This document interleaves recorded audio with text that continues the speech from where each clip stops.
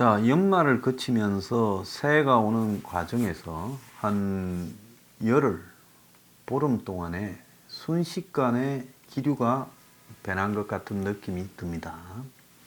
오늘 1월 2일부로 보면 자정을 기해 추미애를 법무장관에 그냥 날치기 발령을 하고, 또 안철수가 총선 정당을 만들겠다고 선언했습니다.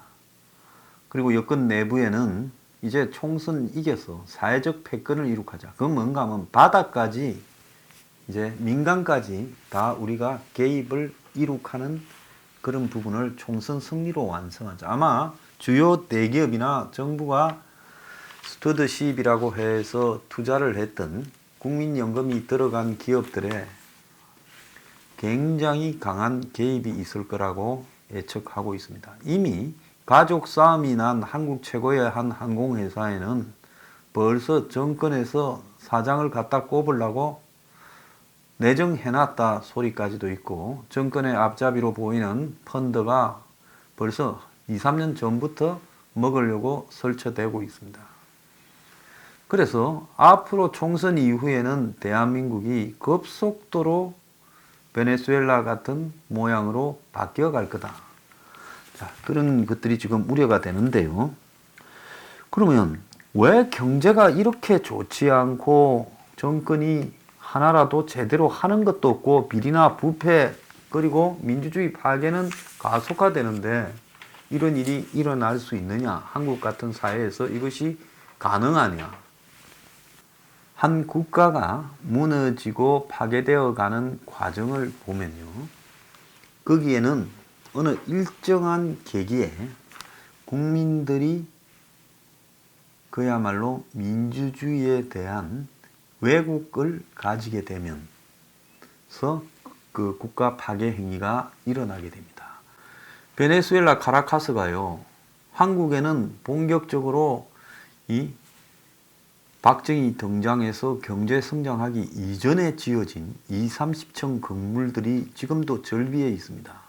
지금 카라카스에 있는 대형 건물들은 다 그때 지어진 거예요. 그 시대에 그런 건물을 짓고 남미의 보석이라고 불릴 정도로 베네수엘라 카라카스가 화려했던 겁니다. 석유 나오지요. 자원 많지요. 그런데 이 나라가 그 이후에 직접 민주주의와 상징 조작 그리고 거리 패거리 정치에 휘말리면서 이 나라가 완전히 그냥 남미 최고의 나라에서 남미 최악의 나라로 지금 떨어졌습니다. 국민의 500만 명이 지금 해외로 탈출했고요. 먹을 게 없었어요. 심지어 강도들조차도 지금 베네수엘라를 떠난다는 겁니다. 왜? 강도질 할 게 없다는 거죠. 현재 베네수엘라에 이 틀어먹는 것들은 군인하고 경찰이 다 틀어먹어요. 외국에서 오는 사람, 있는 사람. 심지어 한 언론 보도에 보면 식당에도 경찰 10명이 오늘부터 이 식당에 공짜로 밥 먹을 거니까 쿠폰 내놔 이런 식이랍니다. 그러니까 공항에서부터 네 돈 얼마 있냐가 외국인 오면 뺏어간다는 거예요. 그러니까 전형적인 착취 경제 단계로 접어들며 북한화되어 가고 있습니다. 그러니까 한 나라가 인위적인 정치 집단에 의해서 이렇게 망할 수 있다는 게 보여주는 거예요. 자, 지금 최장직 교수 같은 경우에도 지금 한국의 광장 민주주의, 길거리 민주주의가 의회를 뛰어넘었다는 겁니다. 청와대가 이제 의회도, 대법원도, 헌법재판소도, 검찰도, 경찰도, 감사원도 다 손에 쥐어서 흔들고 있고 야당조차도 다 장악을 했습니다. 1+4 붙어먹은 회비체가 장악한 거 아닙니까? 그러니까 우리가 지금 문이 왜 갑자기 이렇게 됐을까라는 부분을 바라볼 때 기존의 보수가 세상을 바라보는 수준이 얼마나 협량하고 유치하고 그야말로 형편없는지에 대한 반성이 전제되어야 된다는 겁니다. 10월 달에 길거리에 사람 수십만 나오니까 10월 혁명이라고 기뻐하고 떠들어댔습니다.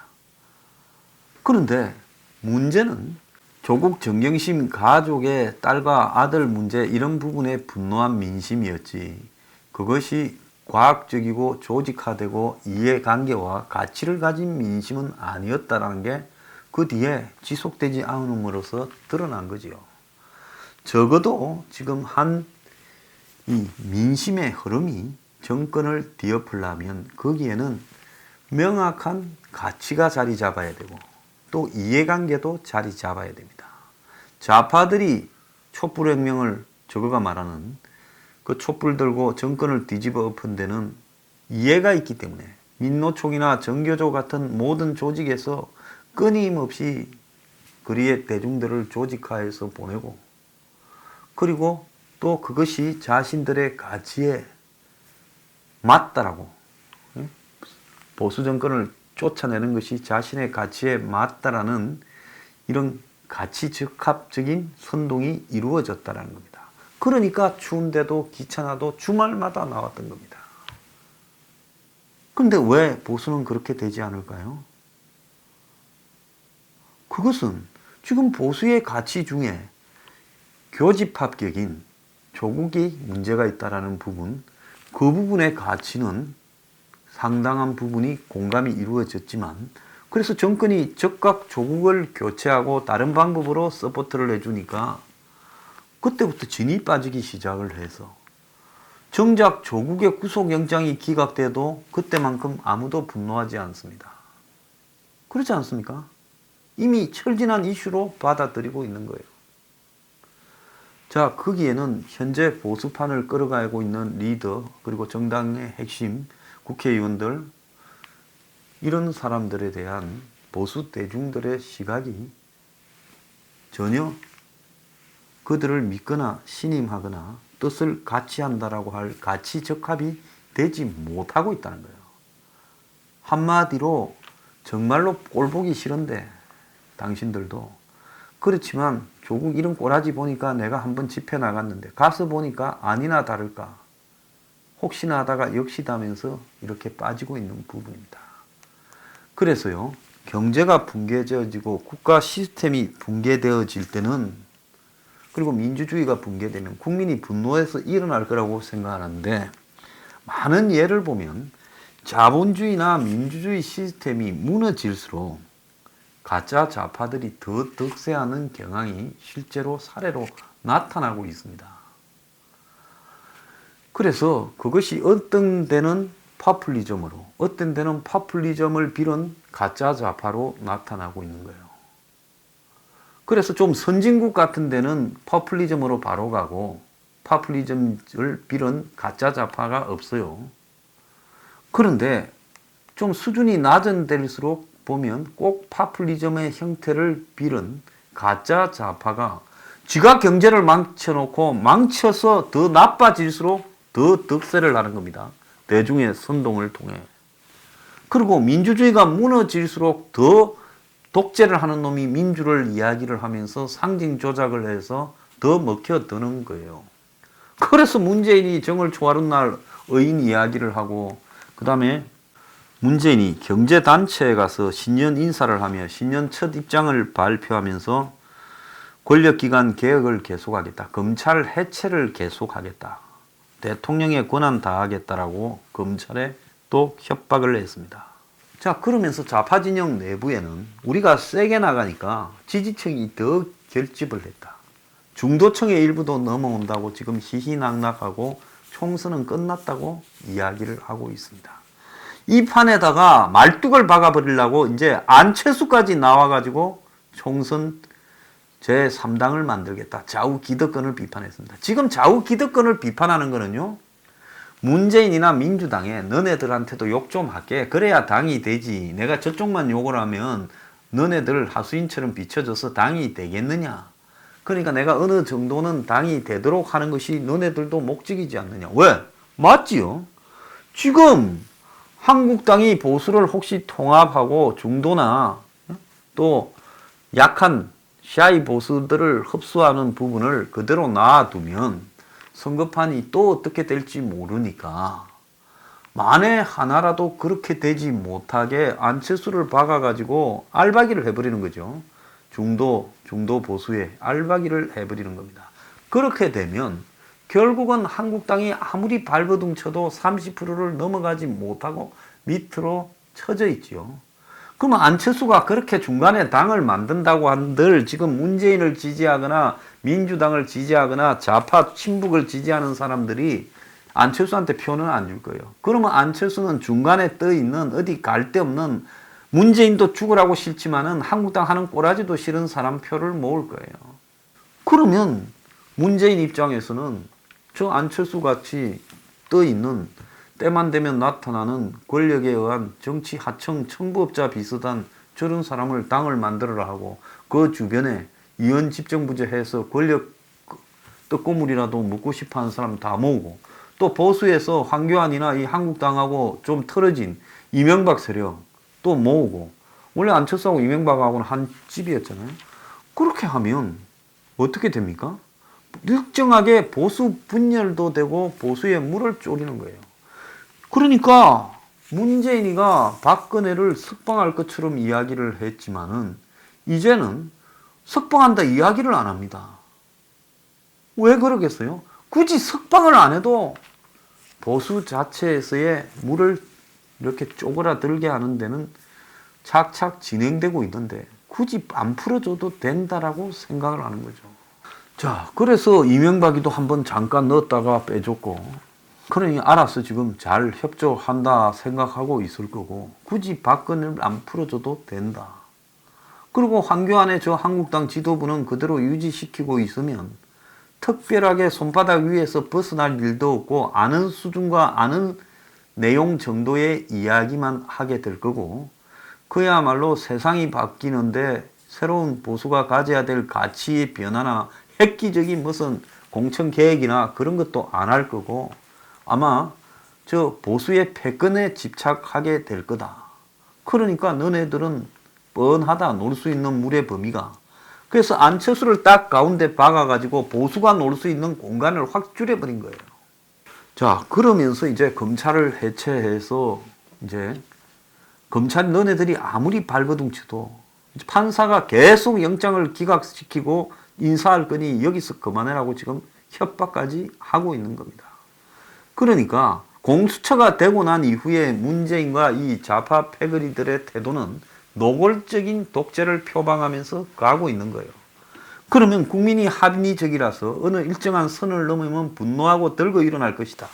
위의 칼럼이 오늘 조선일보 보면 워터게이트 사건도 저 닉슨을 흉내내가 닉슨이 특검을 갖다가 이렇게 옷을 벗기려 하고 이러다가 탄핵까지 돼버렸다.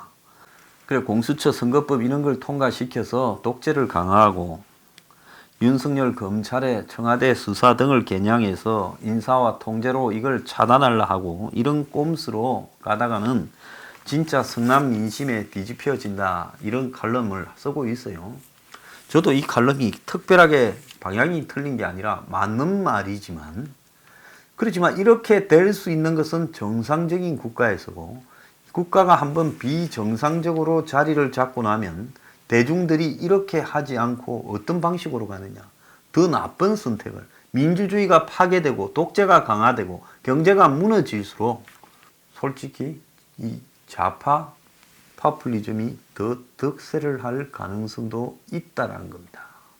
지금 한국에 좀 이상한 현상이 요즘 벌어지고 있다고 여러분들은 생각하지 않으십니까?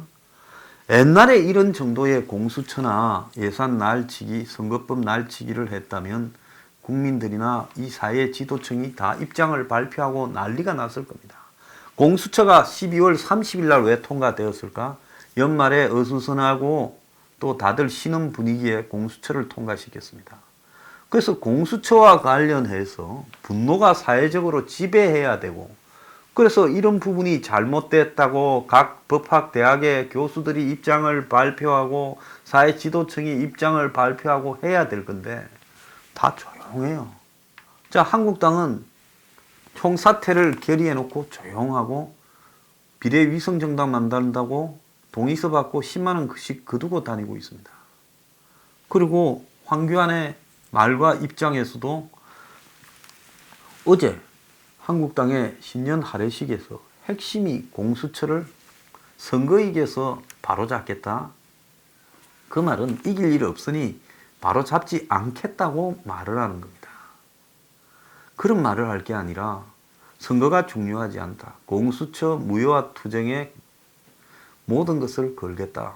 선거 결과까지도 거기 걸어버리겠다라고 어제 이야기를 하고 어제부터 계속적으로 나오는 것이 이 공수처에 대한 분노를 조직해내는 일에 집중해야 되는 거예요.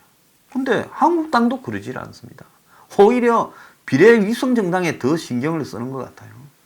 그나마 좀 한국당에 머리 돌아가는 인텔리들은 이제는 한매를 느껴서 고만한다고 그냥 차례대로 그만두고 있습니다. 그러니까 이게 뭔가 하면 갈수록 태산인 현상이 벌어지고 있는 거예요.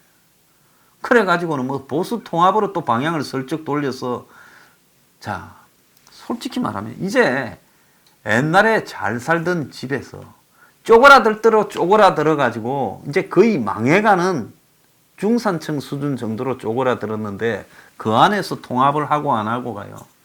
정말 이 큰 싸움에 무슨 대세와 관계 있습니까? 그거는 이제 안철수가요. 이제 내 정당 만들고 좌우 기득권을 다 비판하겠다 하고 들고 놓은 순간에 중산층에서 빈곤층으로 전락해 버렸습니다. 그 빈곤층끼리 통합해봤자 뭐가 의미가 있겠습니까? 자, 오늘 아침에 중앙일보 칼럼은 이제 윤석열 하나 남았다. 공수처로 노통과 문통에 한 풀고 국회는 설거머니 여소야대가 되어버렸다. 국민이 그런 선택을 해준 게 아닌데 문재인이가 1+4로 그렇게 만들어버렸다. 자, 이제 윤석열이가 권력 견제와 균형의 마지막 보루가 되어버렸다라고 이야기를 하고 있습니다. 우리나라에서 권력 견제에 대한 장치는 다 사라져버렸습니다. 586 운동권들이 이야기하던 민주적 통제는요, 그야말로 독재라는 이름으로 끝이 났습니다. 자, 신문 한 두세 개가 조금 떠들고 있고요. 윤석열이라는 특이한 인물 하나가 남아 있습니다. 솔직히 말하면 여러분한테 수없이 전파되는 보수 유튜버들에서도요, 정말로 본질을 이야기하지 않고 있습니다. 얼마나 한국 사회가 급격하게 무너져 가고 있는가를 말하지 않고 총선에서 황교안이 찬양하고 승리할 거다라고 희망회로 돌리고 있습니다. 자, 그러면서 다수는 그런 약장수들의 약팔이에 놀아나고 있어요. 왜? 우선 듣기 좋으니까요. 마약하고 똑같은 겁니다. 자, 그래서 이제 윤석열 혼자도 무너지면 그 순간에 이 사회는 아무것도 남지 않는 겁니다. 자, 그래서 여러분들은 세계 10위권 경제 국가가 얼마나 빨리 무너져 가고 그 무너질수록 희한하게 좌파의 선동이 먹혀드는 그런 기이한 현상을 지금 목격하고 있습니다.